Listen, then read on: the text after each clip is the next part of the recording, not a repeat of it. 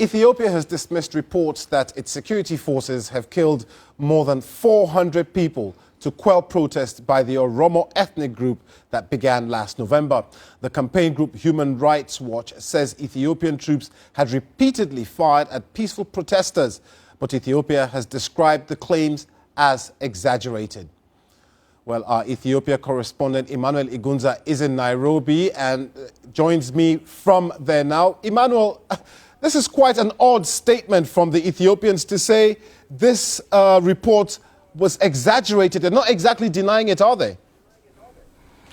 No, this report that was compiled by Human Rights Watch is one of the most comprehensive since this fresh wave of protests began in Ethiopia. And the government, the statement coming from the information minister, he did admit that yes, the protests had led to deaths, but he says the number is what is in contention.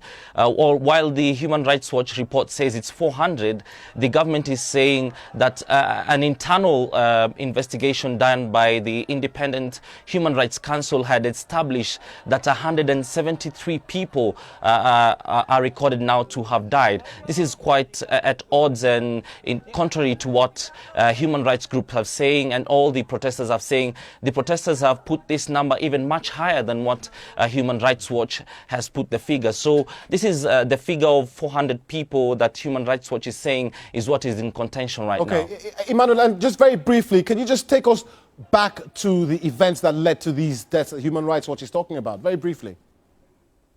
Well, this protest began when the Ethiopian authorities made plans to expand the boundaries of the capital Addis Ababa.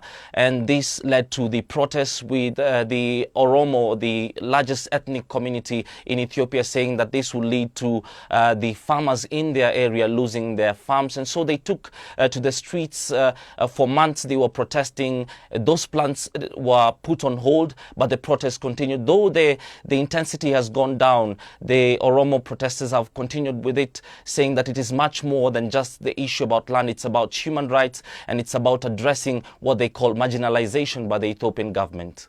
Emmanuel Igunza speaking to us live there from Nairobi. Thank you very much.